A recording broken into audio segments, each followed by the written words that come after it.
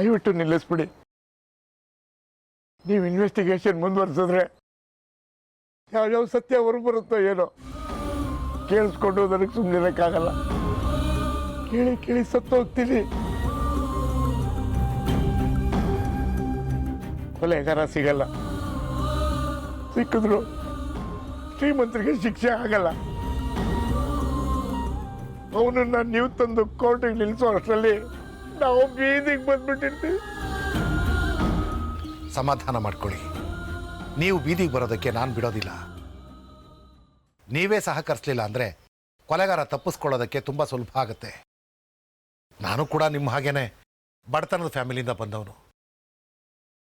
ನಿಮ್ಮ ಕಷ್ಟ ನನ್ನ ಕಷ್ಟ ಎರಡೂ ಒಂದೇ. ನಾನು ಆ ಕೊಲೆಗಾರನ ಹಿಡಿತೀನಿ. ನನ್ನನ್ನು ನಂಬಿ. ಯಪ್ಪಯ್ಯ ಅಂದ್ರೂ ಸಿಗೋದಿಲ್ಲ. ಗೊತ್ತಿದೆ ನನಗೆ ಇದೆಲ್ಲ ಆಗದೆ ಇರೋ ಕೆಲಸ ಅಂತ. ಹೇಳಿದೆ ಅವಳಿಗೆ, ನನ್ನ ಮಾತು ಕೇಳಲಿಲ್ಲ. ಸಿಗ್ತಾನೆ, ನನ್ನ ಮೇಲೆ ಭರವಸೆ ಇಡಿ.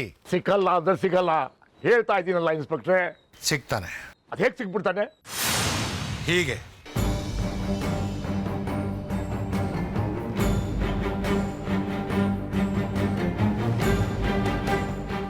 ಆ ಕೊಲೆಗಾರನ ಫೋಟೋ ಇದರಲ್ಲಿದೆ.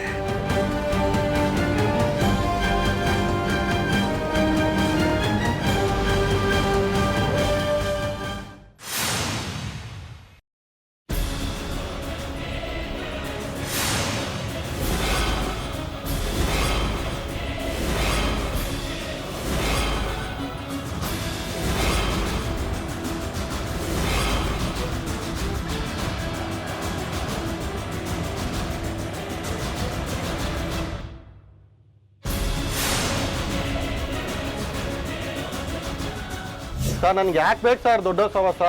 1 ಲಕ್ಷ ಕೊಡಿ, ಫೋಟೋ ತೊಗೊಂಡೋಗಿ, ಬೇಕಾದ್ರೆ ಪೆನ್ ಡ್ರೈವ್ಗೂ ಹಾಕ್ಕೊಡ್ತೀನಿ.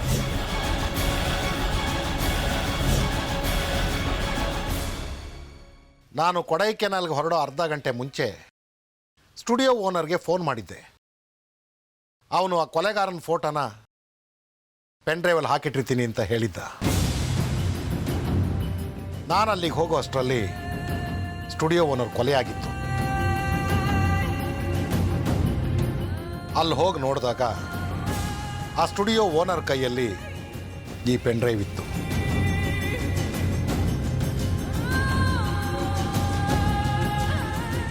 ನಾನು ಈ ವಿಷಯನ ಯಾರಿಗೂ ಹೇಳಬಾರ್ದು ಅಂದ್ಕೊಂಡಿದ್ದೆ.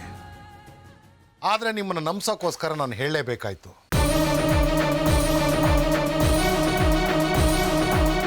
ನಾನೀಗ ಸ್ಟೇಷನ್ಗೆ ಹೋಗ್ತಿದ್ದ ಹಾಗೆ ಈ ಪೆನ್ ಡ್ರೈವಲ್ಲಿರೋ ಫೋಟೋನ ಪ್ರಿಂಟ್ ಹಾಕಿಸ್ತೀನಿ. ಅವನ ಮುಖ ಸಿಕ್ಕೇ ಸಿಗುತ್ತೆ.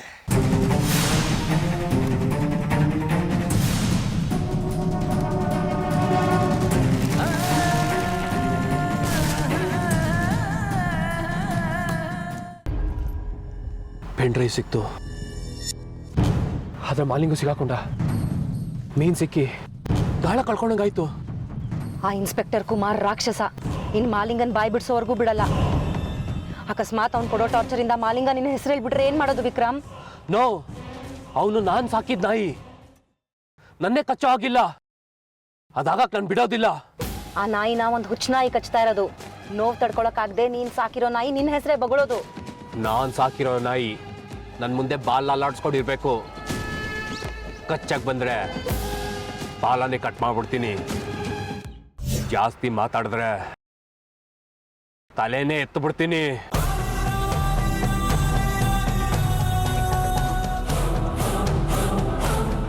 ಅವನಿರೋದು ಸಿಟಿ ಮಾರ್ಕೆಟ್ ಅಲ್ಲ, ಪೊಲೀಸ್ ಸ್ಟೇಷನ್ ಅಲ್ಲಿ.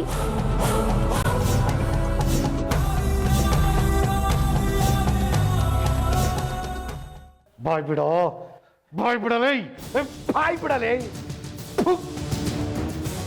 ಸಿದ್ದರಾಜು, ನಿನ್ಗೆ ಎಷ್ಟು ಹೊಡೆದ್ರು ಒಂದು ಬಾಯ್ ಬಿಡೋದಿಲ್ಲ. ಇದ್ಯಾವುದೋ ನಿಯತ್ತಿನ ನಾಯಿ ಅನ್ಸುತ್ತೆ. ಏಯ್, ಅನ್ಯಾಯದ ವಿಷಯದಲ್ಲಿ ಇಷ್ಟೊಂದು ನಿಯತ್ತು ತೋರಿಸೋ ನೀವು ನ್ಯಾಯದ ವಿಷಯದಲ್ಲಿ ಯಾಕೋ ಈ ನಿಯತ್ತು ತೋರಿಸೋದಿಲ್ಲ? ಏಯ್, ನಿಮ್ಮಂಥವ್ರನ್ನ ನಡು ರೋಡಲ್ಲಿ ನಿಲ್ಲಿಸಿ ಶೂಟ್ ಮಾಡಿ ಸಾಯಿಸ್ಬೇಕು ನನ್ನ ಮಕ್ಕಳ. ನಿನ್ನ ಸರ್ ಸತ್ತೋಗ್ಬಿಡ್ತಾನೆ ಸರ್, ಸುಸ್ತಾಗಿದ್ದಾನೆ. ಇಂಥ ಇಂಥ ಬದುಕೇನಯ್ಯ ಪ್ರಯೋಜನ? ಸಾಯ್ಲಿ ಬಿಡು, ಮಾಡೋದೆಲ್ಲ ಮಣ್ಣು ತಿನ್ನೋ ಕೆಲಸ. ಏಯ್, ನಮ್ಮ ಪಿ ಸಿ ಹತ್ರನೇ ನೀನು ಪೆಂಡ್ರವ್ ಕಿತ್ಕೊಂಡು ಓಡೋಗ್ತೀಯಾ? ನಮಗೆ ಚಲ್ಲೆಣ್ಣು ತಿನ್ನಿಸ್ತೀಯನೋ? ಏಯ್, ಬಾಯ್ ಬಿಟ್ರೆ ಸರಿ ಸತ್ಯನೋ, ಇಲ್ಲ ಅಂದ್ರೆ ನನ್ನ ಮಗನೇ ನಿನ್ನ ಮೈಲಿರೋ ಚರ್ಬಿನೆಲ್ಲ ಕರೆಸ್ಬಿಡ್ತೀನಿ ನಿನ್ನ. ಸರ್ ಲಾಕಪ್ ಡೆತ್ ಆದರೆ ತುಂಬ ಕಷ್ಟ ಆಗುತ್ತೆ ಸರ್. ಆಯ್ತು, ಇವನಿಗೆ ಅನ್ನ ನೀರು ಏನು ಕೊಡಬೇಡ ಕಣಯ್ಯ, ಹಂಗೆ ಸಾಯ್ಲಿ. ಸರ್ ತುಂಬ ಸುಸ್ತಾಗಿದ್ದಾನೆ ಸರ್. ನೀನು ಯಾವನಯ್ಯ? ಇಂಥ ನನ್ನ ಮಕ್ಕಳಿಗೆಲ್ಲ ಕರುಣೆ ತೋರಿಸ್ತೀಯ ನೀನು? ಸರ್ ಕರುಣೆ ಅಂತ ಅಲ್ಲ ಸರ್, ಸತ್ತೋದ್ರೆ ಲಾಕಪ್ ಡೆತ್ ಆದರೆ ನಮಗೆ ಕಷ್ಟ ಆಗುತ್ತೆ. ಹಾಳಾಗೋಗ್ಲಿ, ಈ ನಾಯಿಗೆ ಏನಾದ್ರು ತಂದು ಬಿಸಾಕು, ತಿನ್ ಸಾಯ್ಲಿ. ಥು. ತುಂಬ ಹೊತ್ತು ನಾವು ಅವನ್ನ ಲಾಕಪ್ಪಲ್ಲಿ ಬಿಡಬಾರ್ದು ವಿಕ್ರಮ್. ಜಾಸ್ತಿ ಟೈಮ್ ಕೊಟ್ಟಷ್ಟು ನಮಗೆ ಕಷ್ಟ. ಆ ಇನ್ಸ್ಪೆಕ್ಟರು ಗ್ಯಾಪ್ ಕೊಟ್ಟು ಅವ್ನು ಬೆಂಡೆತ್ತಾ ಇರ್ತಾನೆ. ಆ ಇನ್ಸ್ಪೆಕ್ಟರ್ ಹತ್ರ ಬಿಡಿಸ್ಕೊಳ್ಳೋದು ಕಷ್ಟ. ನಾನೇನಾದರೂ ನೆಪ ಮಾಡ್ಕೊಂಡು ಹೋಗೋಣ ಅಂತಂದ್ರೆ ಆ ಇನ್ಸ್ಪೆಕ್ಟರ್ಗೆ ಮೊದಲೇ ನನ್ನ ಮೇಲೆ ಡೌಟು. ಅವನ ಮೇಲಿನ ಕೋಪನ ನನ್ನ ಮೇಲೆ ತೋರ್ಸೋಕ್ಕೂ ಏಸೋನಲ್ಲ ಅವನು. ಅದಕ್ಕೂ ಒಂದು ದಾರಿ ಇದೆ. ಅವ್ನು ಹೇಗಾರು ಪೊಲೀಸ್ ಸ್ಟೇಷನಿಂದ ಆಚೆ ಬರಬೇಕು. ಅವ್ನು ಸ್ಟೇಷನಿಂದ ಹೇಗೆ ಹೊರಗಡೆ ಬರ್ತಾನೆ? ಬೇಕಾದ್ರೆ ಆ ಇನ್ಸ್ಪೆಕ್ಟರು ನಮ್ಮನ್ನು ಕೂರಿಸ್ಕೊಂಡು ಆ ಮಾಲಿಂಗಂಗೆ ಬೆಂಡೆತ್ತಾನೆ. ಅದೇನೇ ಆಗ್ಲಿ, ಅವ್ನು ಸ್ಟೇಷನಲ್ಲಿ ನನ್ನ ಹೆಸರು ಹೇಳೋಕ್ಕೂ ಮುಂಚೆ ಅವ್ನು ಆಚೆ ಇರಬೇಕು. ಅದೇ ಹೇಗೆ ವಿಕ್ರಮ್? ಹೀಗೆ ಹೇಗೆ? Police station, lockup, Malinga, inspector Kumar. ಈಗ ನೋಡಿ ಬರ್ತಾನೆ ಆಚೆ.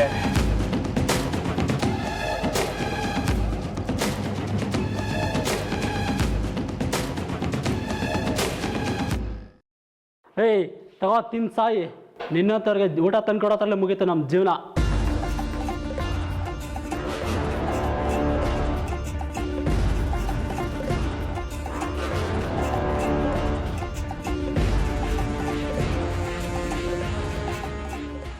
ಏನು ಹಂಗೆ ನೋಡ್ತಿದ್ಯಾ?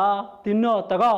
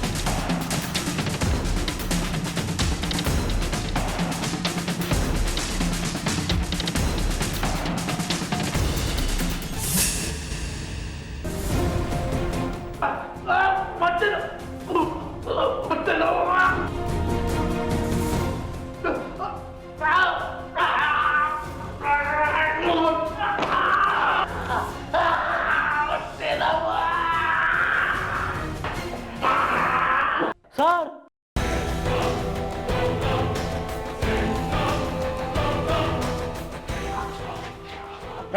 ಲೇ ಮಾಲಿಕ, ನಾಟಕ ಆಡ್ಬೇಡ. ನಿನ್ನಂಥ ಡ್ರಾಮಾ ನನ್ನ ಮಕ್ಕಳನ್ನ ನಾನು ತುಂಬ ಜನ ನೋಡಿದ್ದೀನಿ. ಎದ್ದು ಕೂತ್ಕೊಳ್ಳಲ್ಲ. ಲೇ, ನಾಟಕ ಆಡಿದ್ರೆ ನನ್ನ ಮಗನೇ ಒತ್ತು ಬಿಡ್ತೀನಿ. ಅದಾದ್ಮೇಲೆ ಸರ್ ನಮ್ಗೆ ಯಾಕೆ ಸುಮ್ಮನೆ ರಿಸ್ಕು? ಹಾಸ್ಪಿಟ್ಲಿಗೆ ಅಡ್ಮಿಟ್ ಮಾಡೋಣ ಸರ್. ಇರಯ್ಯ, ಒಂದು 10 ನಿಮಿಷ ಆದ್ಮೇಲೆ ಸರಿ ಹೋಗ್ತಾನೆ.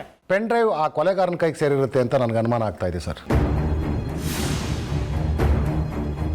ಇವನು ನಮ್ಮ ಕೇಸ್ಗೆ ತುಂಬ ಇಂಪಾರ್ಟೆಂಟ್ ವ್ಯಕ್ತಿ. ಇವನು ಹುಷಾರಾದರೆ ನಮ್ಮ ಜನಕ್ಕೂ ನಮ್ಮ ಕ್ಷೇತ್ರಕ್ಕೂ ನ್ಯಾಯ ಸಿಗತ್ತೆ. ಪ್ರಾಣಕ್ಕೇನು ಅಪಾಯ ಇಲ್ಲ ಸರ್.